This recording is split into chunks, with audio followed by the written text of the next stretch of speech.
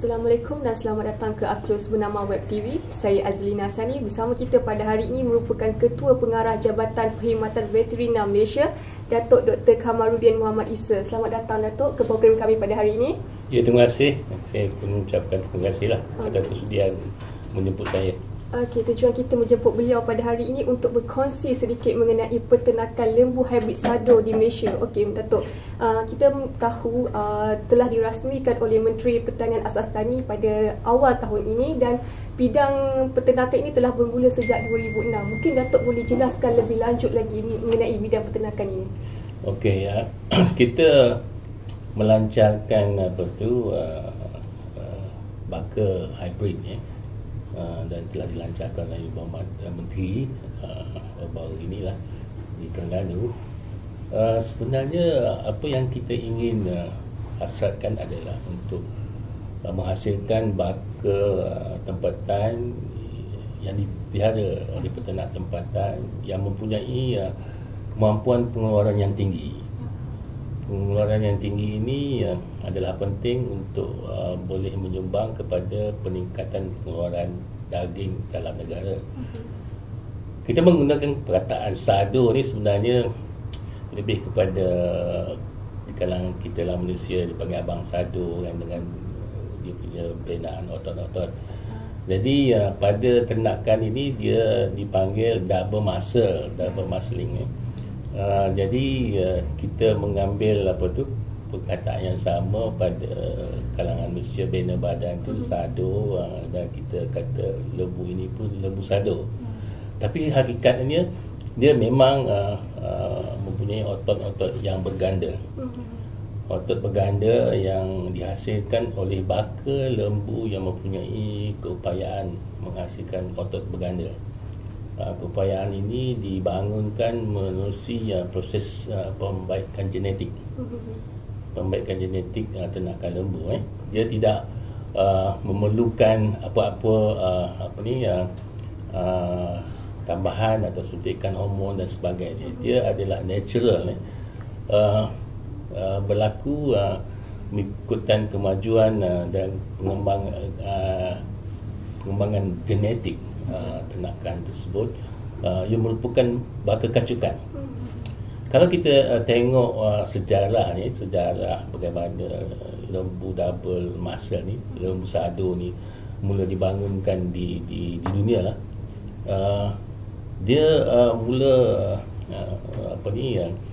dibangunkan di negara Belgium, yang contoh yang kita gunakan ini negara Belgium.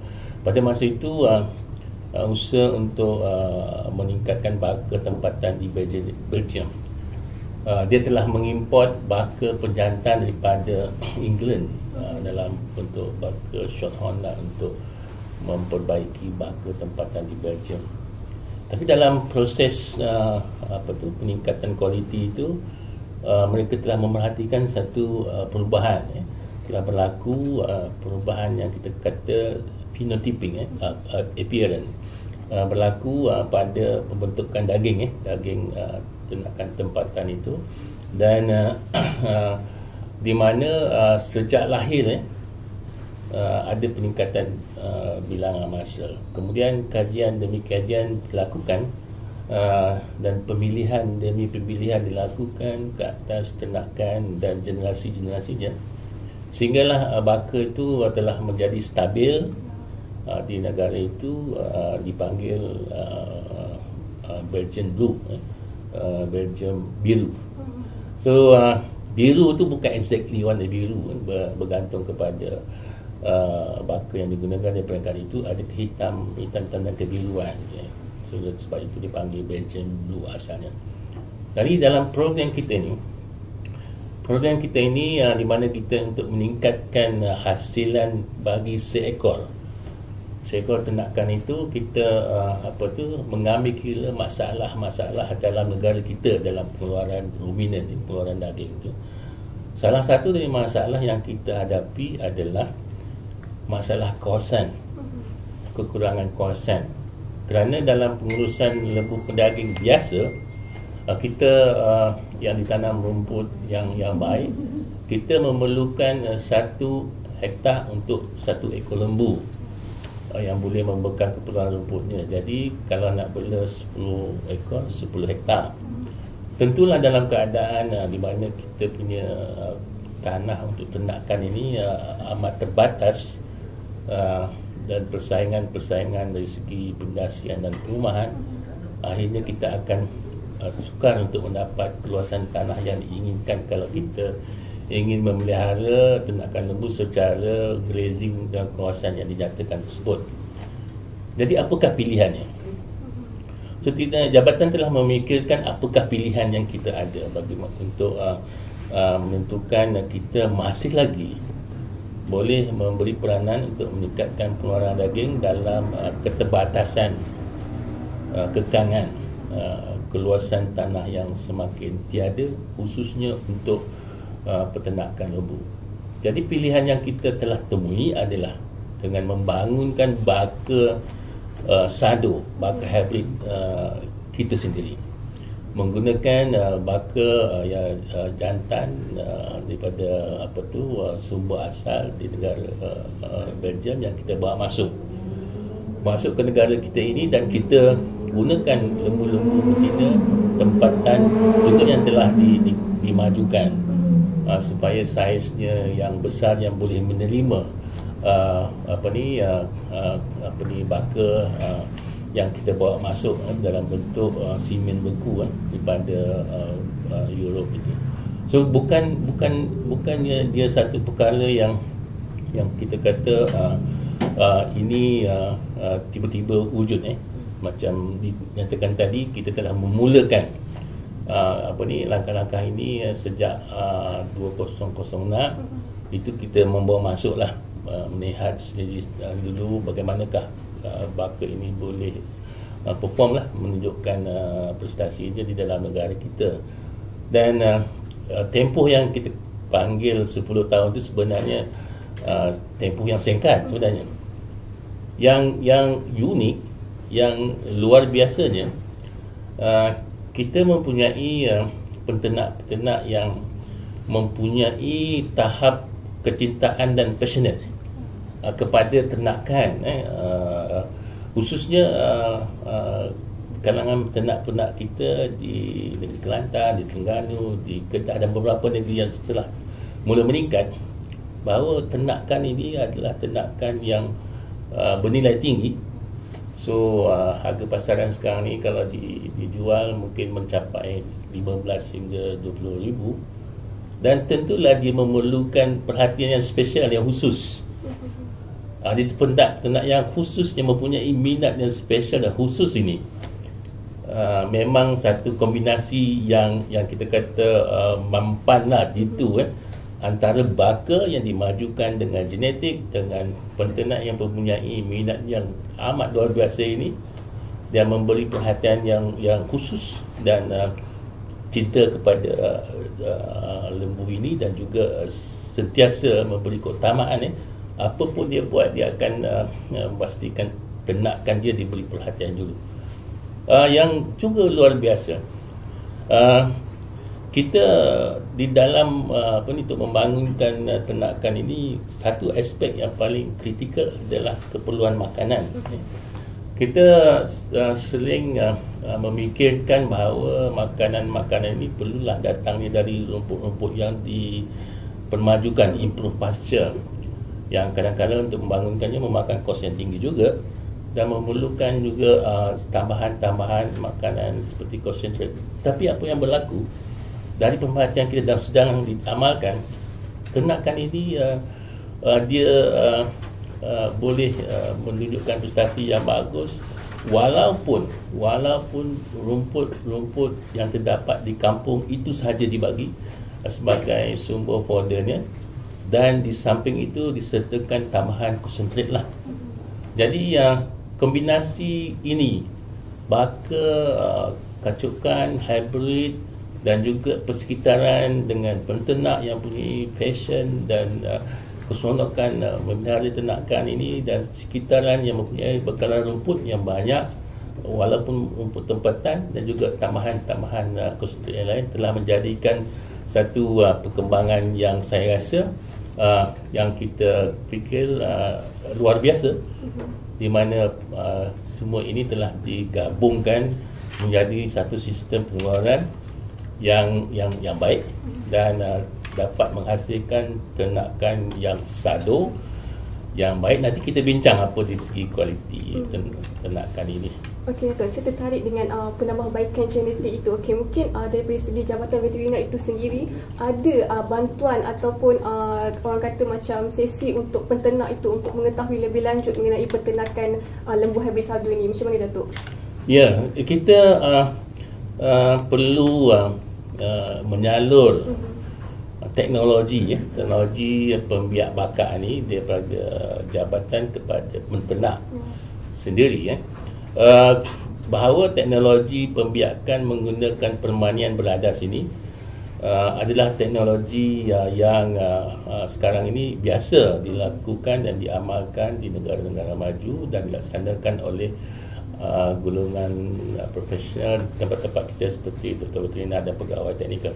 Tetapi apa yang kita buat, yang kita laksanakan, kita telah transfer teknologi ini kepada penternak sendiri dan juga penduduk kampung yang berminat melakukan perkhidmatan permanian beradas ini melalui supervision jabatan memberikan perhatian dan pemantauan terhadap perkhidmatan ini.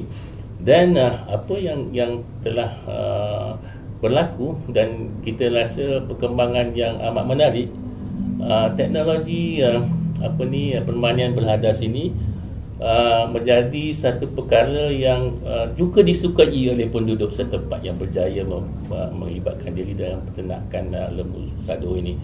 So mereka telah memahami bahawa ada keperluan-keperluan tertentu untuk memastikan kejayaan program hybrid lembu sado ini. Sebabnya sepertilah yang kita biasa hadapi dalam masyarakat kita Malaysia juga, kalau kita ingin mendapat generasi atau anak memerlukan proses-proses yang tertentu, apalagi yang dalam ternakan ini menggunakan permanian beradas, bukan menggunakan baka jantan yang asli. Jadi memerlukan tambahan perincian, pemerhatian yang lebih detail, dan ini telah dapat dilaksanakan dan telah dapat dipindahkan sepenuhnya daripada jabatan kepada penternak. Pada masa ini ada penternak yang berupaya secara sendiri menjalankan permanian beradas ini dengan pemantauan jabatan dan mempunyai kadar kejayaan yang tinggi, melebihi, ada yang 80%, 90%. Maksudnya di situ sekali suntik permanian beradas dia telah jadi, sudah menyebabkan kebuntingan dan seterusnya, melahirkan anak. Ini satu perkara yang perkembangan yang dari segi teknologi pembiakbakan dan permanian beradas ini satu pencapaian yang tinggi, yang saya rasa perlu dibanggakan. Dan kenapa ini boleh berlaku? Dia berlaku kerana kita tahu dalam permanian beradas ini dia memerlukan timing yang paling tepat. Dia adalah juga merupakan macam kita kata precision agriculture. Yang ini adalah precision pembiakan. So maknanya bila lembu yang dikenapasi oleh peternak, kita telah ajar lembu ini sekarang ni dalam istilahnya heat, on heat, berahi dan boleh disuntik dan kemungkinan kejayaan itu adalah tinggi. Mereka dapat menggesan dengan baik dan mereka boleh menjalankan permanian beradas sendiri, dan oleh sebab timing dia exact, tepat, masa-masa yang perlu disuntik dia tahu, dan ini menyebabkan kadar peratusan kejayaan yang tinggi. So ini teknologi yang kita kata kadang-kadang kita lihat tidak berapa begitu biasa-biasa, tetapi pada saya ini adalah adaptasi teknologi oleh penternak kumpulan sasaran kita yang amat berkesan, dan mereka amat suka hatilah, bergembira dengan teknologi ini, dan penerimaannya semakin meningkat dari masa ke semasa. Okey, mungkin orang ramai tidak tanya mengapa memilih peternak-peternak kecil, berskala kecil, kenapa tak melakukan industri secara besar-besaran agar kita dapat ekspor daging segar ini keluar negara, Datuk? Ini kita nak pentingkan sini adalah satu niche ataupun khususan bagi penghasilan ternakan yang mempunyai keluaran daging yang tinggi. Sistem pengeluaran ini setiap ekor itu mencapai 4,000 dari jualan satu ekor. Tidak memerlukan kawasan yang besar, ternakan boleh dipelihara di sekitar rumah dan kawasan-kawasan yang sekitarnya membekalkan semua makanan. Dan yang pentingnya kata kita, dia memberi pendapatan dan pulang yang menarik. Dan pada jabatan dan negara, dia akan meningkatkan pengeluaran daging. Sebab kalau selama ini satu ekor boleh mengeluarkan 150 kilo, dan sekarang satu ekor boleh mengeluarkan dalam 500, 450, ada yang juga 600 kilo. Peningkatan dia melebihi 300%. Okey. Bagi saya sendiri, saya pun tertarik dengan lembu sado ini. Mungkin pada Raya Korban yang lalu kita dapat melihat seekor lembu sado telah dikorbankan di Terengganu dan dia dapat menghasilkan daging itu dapat diberikan kepada penduduk dengan lebih ramai lagi. Jadi bagi saya penghasilan lembu sado ini sesuai untuk dijadikan korban pada penduduk tempatan. Datuk rasa mungkin ia sesuai untuk digunakan ketika hari raya ataupun untuk pasaran Malaysia saja. Dia amat sesuai. Kita korban ini siapa yang mampu satu ekor, dia belilah satu ekor. Kalau kita tengok lembu sado ni harga dia tinggi. Bergantung kepada kemampuan lah, berfungsi kan, berempat. Tetapi dagingnya banyak. Jadi bila kita edarkan daging-daging itu, dia akan seolah-olahnya kita katalah kita korbankan satu ekor, seolah-olahnya kita berkorban 4 ekor. Di segi kalau kirakan daging dia. Jadi tentulah daging yang dihasilkan boleh dibagi kepada orang yang layak, yang lebih ramai. So jadi satu perkara yang memang menarik, menjaga satu ekor lembu lebih mudah dari menjaga 4 ekor lembu lah contohnya kan. So jadi memang satu perkara yang kalau menjadi trend, kita sangat gembira lah, jabatan sangat gembira. Sebabnya pengendalian seekor lembu lebih mudah dari pengendalian 4-5 ekor lembu kan dalam majlis korban itu. Tapi kena terima hakikat lah, ternakan ini tentulah harganya tinggi. Kita janganlah komplain pula harga ni, kenapa lembu ni harganya tinggi. Tentulah tinggi. Dia adalah dihasilkan dalam satu erti kata yang kita kata gabungan minat penternak, gabungan teknologi, pemerhatian, kasih sayang penternak, penjagaan yang baik selama 2 tahun. Tentulah kita boleh appreciate akan semua ini dan diterjemahkan dengan harga yang berpatutan sebenarnya. Pada saya harga RM30 ini sepatutnya harga lembu sado ni dagingnya lebih tinggi. Kerana ada banyak advantage dan daging ini berbanding dengan daging lembu yang biasa. Daging ini adalah yang dari lembu sado ini, double muscle ini, istilahnya apa yang kata daging yang paling lean. Lean tu maksudnya daging yang paling rendah lemak. Kita dalam masyarakat sekarang kita ini conscious prihatin dengan kadar lemak yang tinggi, saturated yang tinggi, boleh menyebabkan tinggi kolesterol, menyebabkan darah tinggi, apa sebagainya. Daging ini lean, kandungan lemak amat rendah, dan sehingga melebihi tak sampai 1/3 daripada kandungan lemak biasa pada ledakan yang biasa. Apa yang berlaku sebenarnya secara saintifik dia, lembu-lembu yang ke double muscle ini, dia mempunyai secara semula jadinya dalam badannya, kita ni dalam badan ini, badan kita diregulate, diatur oleh pelbagai enzim lah, hormon lah dalam badan kita sendiri secara semula jadi. Bagi lembu sado ni secara semula jadi ada sejenis hormon yang ada dalam natural dalam badan, bukan tambahan daripada luar, yang dipanggil myostatin. Myostatin ini tugas dia adalah untuk memperlahankan atau mengurangkan pembentukan daging dalam ternakan ataupun dalam mana-mana ternakan yang menghasilkan daging lah. So dalam lembu sado ni, myostatin ini dikurangkan secara natural dalam sistem badan dia, dan menyebabkan otot itu berganda. So sebab myostatin ni peranan dia untuk mengawal supaya daging ini tidak terbentuk dengan banyak, supaya menjadi saiz yang biasalah. Tapi dalam lembu sado ni, myostatin ni telah dikurang peranan dia, dan menyebabkan dari kecil lagi, dari lahir lagi telah berlaku peningkatan bilangan fiber daging itu. So apa yang kita panggil istilah ni hyperplastic. Mana bukan hyperplastic tu, dia meningkat number. Kalau kita ambil ketul daging, kita tengok fiber dia tu berapa fiber kan. Kalau daging biasa katalah ambil satu ini, ada kita buat serunding kan, jangan asing-asingkan fiber dia. Ada 10 fiber untuk lembu yang biasa, tetapi lembu yang sado ni dia double. Sebab itu kalau kita tengok kita ni artis kita ni melukis ini, masa-masa yang di tempat daging yang utama dia meningkat dengan banyak. Sebab dia bilangan dia setiap fiber itu double. Sebab itulah di sinilah macam artis kita yang menggunakan polisterin ni menarik jugalah.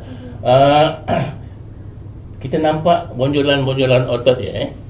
Itu maknanya dia telah meningkat dari segi bilangan otot dia, fiber otot dia, setiap fiber otot dia, dan ini yang menyebabkan peningkatan bilangan daging, kuantiti daging dia. Selain daripada rendah lemak, rendah lemak ni memang sesuai ya. Kalau kita ni masyarakat kita ni selalu dia bila dapat lembu ni, daging lembu ni, dia buat rebus.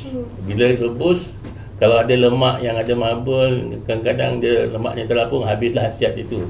Lembu ni kurang kalau kita masak kari pun hakikatnya kita tidak memanfaatkan daging yang mempunyai lemak dan tekstur yang baik itu sepenuhnya. Tapi daging ini sebab dia tidak ada lemak, dan masak kari pun sesuai. Untuk buat serunding lagilah sesuai. Sebabnya fiber saja kan, dia punya fiber saja, tak ada lemak. Kita kalau buat serunding, kita tengok semua makcik-makcik buat serunding itu sebenarnya dia akan mericis daging itu sehingga menghasilkan fiber. Ini fiber dia banyak. So potensi dia, kalau saya rasa lah daging ini patutnya lah kita haraplah akan boleh dipasar dengan harga yang lebih, bukan sama dengan harga lembu sekarang ini, sebab dia melalui sistem yang amat luar biasa dengan gabungan yang luar biasa juga. Apa saranan Datuk kepada orang-orang yang berminat sebagai peternak ini untuk mencuburi, terutama golongan muda, untuk mencuburi bidang pertanian ini, ternak ini? Okey, dari segi prinsip sado lembu ni, dia tidak menggunakan apa-apa barang tambahan atau hormon yang tidak diingini. Dia adalah natural sebagai pengguna yang makan daging ini, dan tidak memerlukan kita rasa bimbang lah, was-was akan meningkatkan tekan darah, kandungan kolesterol dan sebagainya. Protein daripada daging lembu sado ni dia lebih tinggi berbanding dengan protein daging ayam, berbanding dengan protein daging lembu biasa. Sebabnya dia compact, rendah fat dia.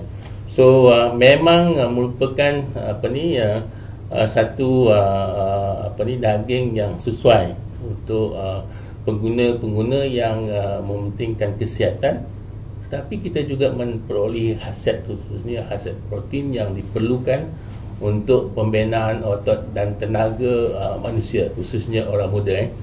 Dari segi menarik minat orang muda untuk menceburkan diri dalam ternakan ini, pemindahan teknologi itu sekarang daripada jabatan kepada penternak yang agak dewasa macam kita, telah dipindahkan juga terus kepada anak dia, generasi dia yang muda. Ini satu yang kalau kita boleh perbanyakkan lagi, Saya rasa ini satu perkara yang menarik sebabnya ternakan yang inilah siapa mencinta haiwan ini dia memang cantik. So kita pemilik kalau tak kira muda ke tua ke, kalau memilihkan ternakan ini kita sendiri berasa bangga. Seperti juga abang-abang sadu kita kata boleh kita nak show off. Show off. Kita bangga dengan apa yang kita telah dijanjikan oleh Tuhan dengan usaha-usaha kita. Setiap hari jaga makanan kita, kita membina otot yang sadu. Kalau boleh kita nak show off. Lembu sadu ini juga dia pun begitu. Kalau dia boleh show off, dia bukan show off untuk diri dia, tapi show off untuk pengusaha yang menjaga dia. Kalau kaum muda lah. Sebab itu kita akan bawa lembu sadu ini di Maha yang akan datang. Pada 1 hingga 11 Disember kita nak show off kepada pengunjung-pengunjung bahawa lembu sadu ni satu ternakan pedaging hybrid yang saya kagum melihatnya. Saya ingat orang pengunjung pun rasa kita perlu beri perhatian juga supaya mereka juga mengagumi satu ciptaan, satu kurniaan Allah di mana di negara kita. Kita bersama peternak membangunkan satu baka yang dah dapat dilaksanakan, diamalkan sendiri oleh orang kampung dengan baik. Dan kita harap akan menjadi perkara bukan saja yang ditonton dalam pameran 5, tetapi satu perkara yang akan mencetuskan minat, mencetuskan kesukaan, mencetuskan kalau boleh passion yang kita nak daripada apa yang telah ditunjukkan oleh pakcik-pakcik kita tu di kalangan orang muda ini untuk menceburi bidang usaha peternakan lembu pedaging ini, khususnya dalam pemeliharaan lembu sadu ini, sebab dia macam kita kata dia tak memerlukan volume yang banyak, tapi mempunyai keuntungan yang lumayan lah. So, jadi kita akan bawa lembu-lembu sadu ini beberapa kategori umur yang kita merupakan one of the highlight bagi kita punya laman ternakan di Maha itu, di Maha X tu. Di masa akan datang ini kita menjemput semua orang untuk kalau ke Maha jangan lupa datang ke laman ternakan, sebab laman ternakan tu di masuk pintu belakang tu dekat, tapi dalam pintu depan dia jauh sikit. Tengoklah, datanglah, tengok dah, kagumilah, dan juga kalau boleh belajar, dan kalau boleh nanti menjadi usahawan peternak lembu sadu ke, lebih baik kan. Dalam kita menjadi abang sadu, kita juga ada ternakan yang sadu juga. Kita ingin mengucapkan ribuan terima kasih atas kesudian Datuk meluangkan masa pada hari ini. Kami berharap industri peternakan lembu hybrid sadu ini terus maju di Malaysia dan dapat memenuhi permintaan penggemar daging Malaysia serta dapat menggunakan import dari luar negara. Sekian saja untuk Uploads bernama Web TV. Saya Azlina Sani.